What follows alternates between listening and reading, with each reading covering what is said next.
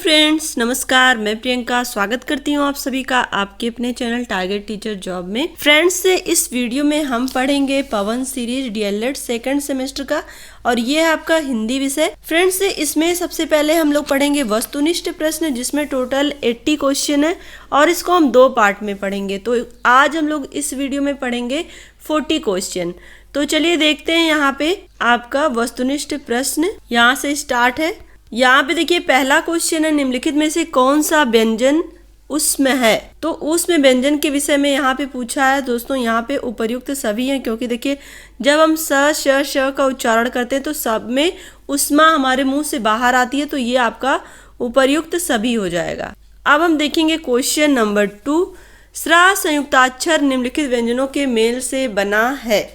तो दोस्तों यहाँ पर देखिए ऑप्शन में आपके अलग अलग ऑप्शन दिए गए, श और रा प्लस आ, शा प्लस रा, सा प्लस र प्लस आ, उपर्युक्त में से कोई नहीं। दोस्तों यहाँ पर आपका जो सही आंसर होगा, संयुक्ताक्षर जो है ये किन व्यंजनों के मेल से बना है, तो यहाँ पर आपका जो सही आंसर हो जाएगा वो हो जाएगा सा प्लस रा। बड़ा सा इसमें रहेगा, ये ध्यान रखिएगा, स्रा। अब यहाँ पे क्वेश्चन नंबर 3 देखेंगे हम।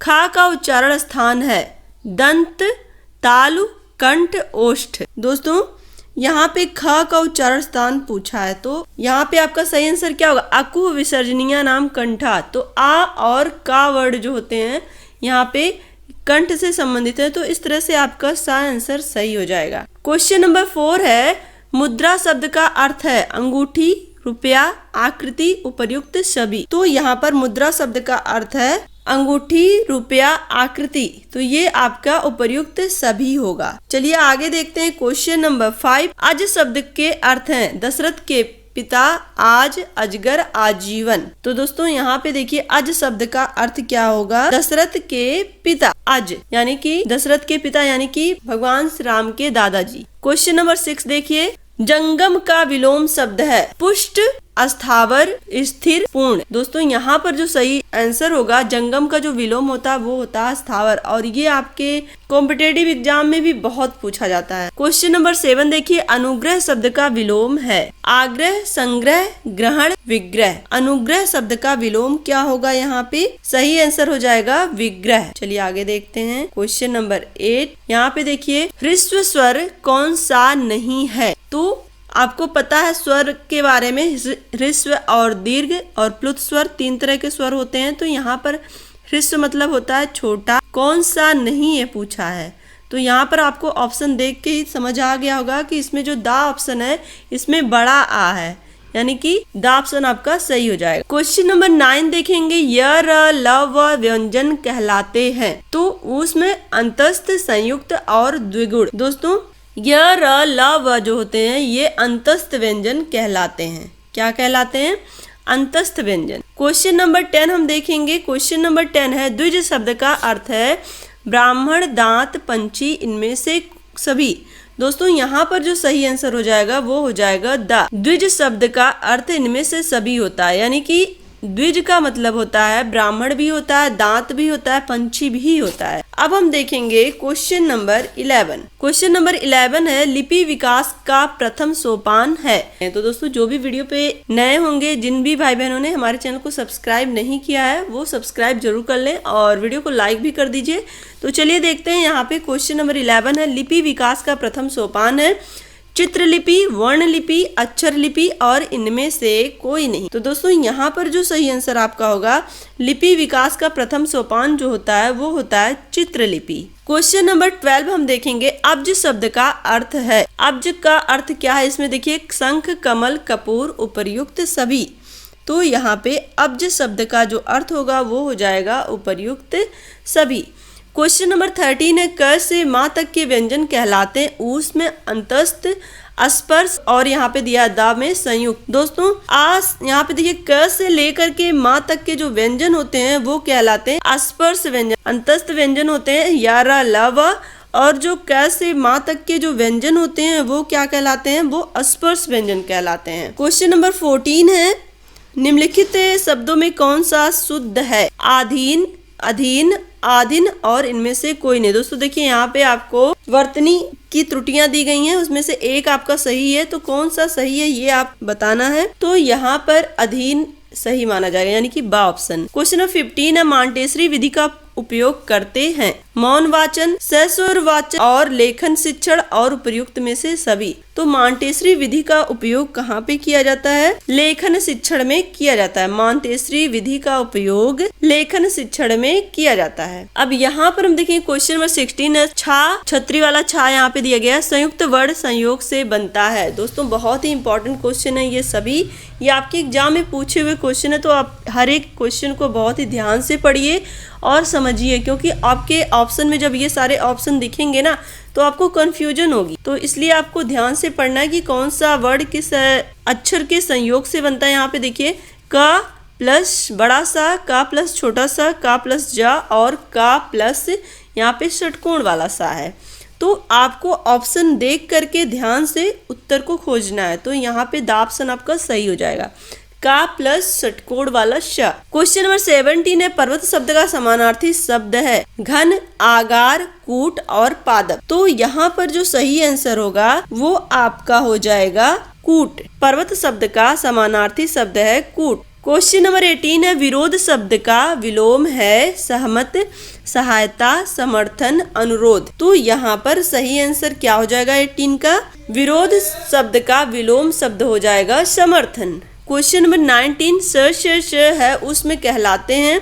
तो यहाँ पे देखिए ऊष्म अंतस्थ, यहाँ पे देखिए जो स व्यंजन है ये क्या कहलाते हैं? ऊष्म अंतस्थ, संयुक्त और द्विगुण। दोस्तों जो सही आंसर होगा वो हो जाएगा ऊष्म व्यंजन। इसके पहले ही अभी हमने पढ़ा था, पहला क्वेश्चन ही था जिसमें आपको ऊष्म व्यंजन दिया गया था। तो दोस्तों स है जो होते हैं, इसमें जब हम बोलते हैं अपने मुंह से तो इसमें आवाज रगड़ खाते हुए उष्मा के साथ बाहर निकलती है। तो ये कैसे व्यंजन कहलाते हैं? ऊष्म व्यंजन कहलाते हैं। चलिए नेक्स्ट देखेंगे क्वेश्चन नंबर 20। अहि शब्द का अर्थ है सर्प, सादुर, नृप और भौरा। दोस्तों इसमें आपका सही आंसर क्या हो जाएगा? अहि शब्द का अर्थ होता है सर्प। यहाँ पे देखेंगे अहि शब्द का अर्थ क्या होता है? सर्प होता है। क्वेश्चन नंबर 21, स्थावर का विलोम फिर वही पूछ लिया है। पहले इसके पहले पूछा था कि जंगम का विलोम क्या था? स्थावर। अब स्थावर का विलोम पूछा है तो क्या हो जाएगा? जंगम। दोनों तरह से क्वेश्चन बन रहा है देखिए, और बहुत ही इंपॉर्टेंट क्वेश्चन है। अब हम देखेंगे क्वेश्चन नंबर 22, निम्नलिखित में से शुद्ध शब्द है कुमुदनी,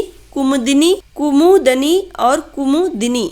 तो दोस्तों यहाँ पे ये बहुत ही आपको देखने में सिमिलर लग रहा होगा, लेकिन इसमें आप क्या ध्यान रखना है कि दोनों में ही का में भी और माँ में भी छोटा उ की मात्रा लगी है, ये ध्यान रखिएगा। कुमुदनी, यहाँ पे कुमुदिनी है और यहाँ पे दनी है। देखिए इसमें भी छोटा उ की मात्रा लगा दी है कंफ्यूज करने के लिए, लेकिन यहाँ पे दनी है, यहाँ पे दिनी है, कुमुदिनी। ये चीज आप ध्यान रखिएगा। चलिए नेक्स्ट क्वेश्चन हम देखेंगे, क्वेश्चन नंबर 23। भाषा संसार का नाद में चित्र है, यह कथन किसका है? दोस्तों यहाँ पे देखिए श्याम सुंदर दास है, रामचंद्र वर्मा, सुमित्रानंद पंत बाबू, राम सक्सेना। तो यहाँ पर भाषा संसार का नादमय चित्र है, ये परिभाषा दी गई है और ये परिभाषा है किसकी? तो ये प्रकृति के सुकुमार कवि कहे जाते हैं सुमित्रानंदन पंत जी का ये कथन है। क्वेश्चन नंबर 24 देखेंगे, देवनागरी लिपि की विशेषता से संबंधित नहीं है। जो बोला जाता है वही लिखा जाता है, जो वर्ण में दूसरे वर्ण का भ्रम नहीं होता है, एक वर्ण में दूसरे वर्ण का भ्रम नहीं होता है। सिरोरेखा का प्रयोग अनावश्यक केवल अलंकरण के लिए है। एक वर्ण संकेत से अनिवार्यतः एक ही ध्वनि व्यक्त होती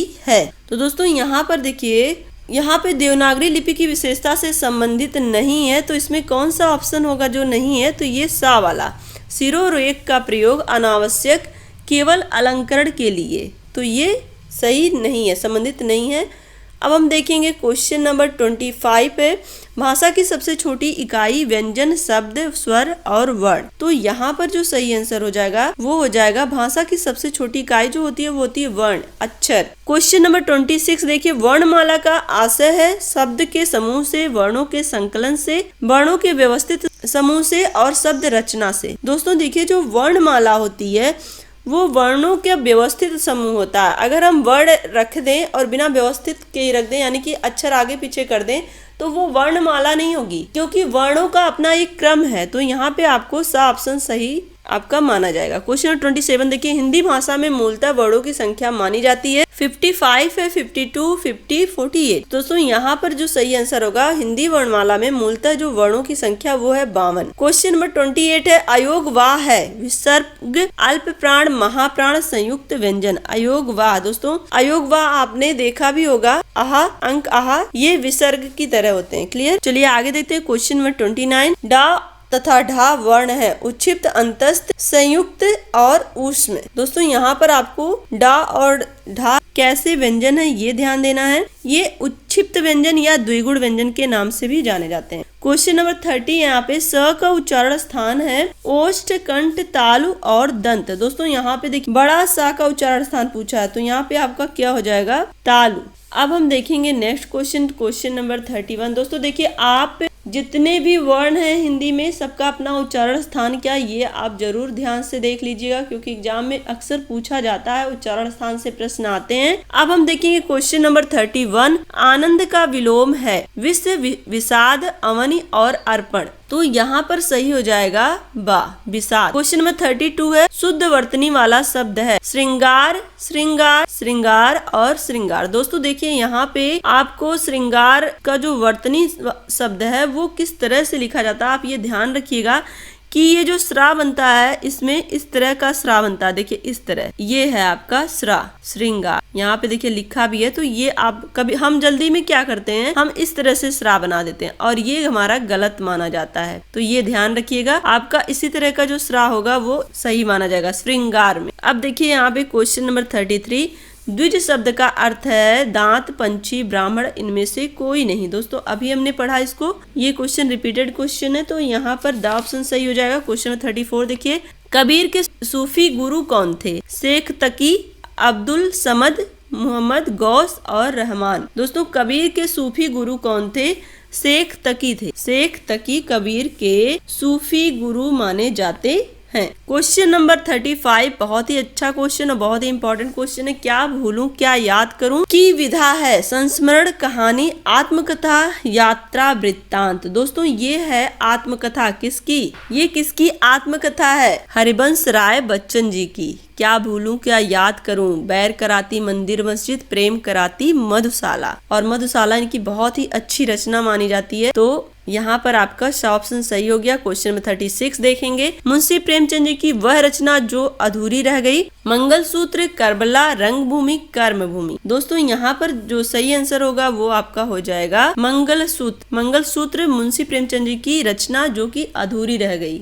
अब हम देखेंगे क्वेश्चन नंबर 37, घड़ी साज शब्द है, घड़ी साज कैसा शब्द है, देशज शब्द है कि संकर शब्द है कि विकारी शब्द है या रूढ़ शब्द है, कैसा शब्द है ये घड़ी साज। दोस्तों देखिए ये आपके जो शब्द होते हैं जिसमें आपके अलग अलग तरह के शब्द हैं, देशज, विदेशज, रूढ़, यौगिक, योग रूढ़, ये सब जो शब्द होते हैं इनको आप ध्यान से जरूर पढ़ लीजिएगा, क्योंकि अक्सर एग्जाम में आपके, चाहे अभी तो आप क्या अपने डीएलएड का एग्जाम दे रहे हैं, लेकिन इसके बाद जब आप कॉम्पिटिटिव एग्जाम देंगे, चाहे टेट चाहे सुपर टेट, तो आपके लिए ये सारे क्वेश्चन और भी महत्वपूर्ण हो जाएंगे। तो यहाँ पे घड़ी साज शब्द कैसा शब्द है, ये संकर शब्द है। क्वेश्चन में 38 देखेंगे, रसाल पर्यायवाची शब्द है कोयल, पान, आम और यहाँ पे दिया सगा भाई का। तो रसाल का मतलब क्या होता है, रसाल का मतलब होता है आम, पिकबंधु भी कहते हैं इसको, तो रसाल हो गया आम। क्वेश्चन में 39, जिसका जन्म पहले हुआ है का अर्थ है अनुज, अग्रज, भ्राता, पितामह। तो दोस्तों जिसका जन्म पहले हुआ यानी कि वो बड़ा माना जाएगा, और बड़े को कहते हैं अग्रज और छोटे को कहते हैं अनुज। तो बा ऑप्शन आपका सही हो जाएगा। क्वेश्चन नंबर 40, और इस वीडियो का ये लास्ट क्वेश्चन है, क्योंकि हमने कहा था आपसे कि हम केवल 40 क्वेश्चन करेंगे और बाकी आपका नेक्स्ट वीडियो में कवर कर लेंगे, यानी कि आपका वस्तुनिष्ठ जो क्वेश्चन होंगे वो आपके 2 वीडियो में कंप्लीट हो जाएंगे। तो क्वेश्चन 40, आंख का अंधा नाम नैनसुख, लोकोक्ति का अर्थ है। दोस्तों इसमें जो आंख का अंधा नाम नैनसुख का मतलब होता है गुड़ के विपरीत नाम, यानी कि गुड़ के विरुद्ध नाम होना, यानी कि जो एक्चुअल में वो है उसके अपोजिट होना। तो यहाँ आपका आंख का अंधा नाम नैनसुख, यानी ये आपका द ऑप्शन सही हो जाएगा। तो फ्रेंड्स आज की इस वीडियो में बस इतना ही। वीडियो लाइक करिएगा, चैनल पे नए होंगे तो सब्सक्राइब जरूर कर लीजिएगा, और कमेंट करके हमें जरूर बताइएगा कि आपको आज की ये वीडियो कैसी लगी। तो मिलते हैं नेक्स्ट वीडियो में। Take care, bye bye, love you all, जय हिंद।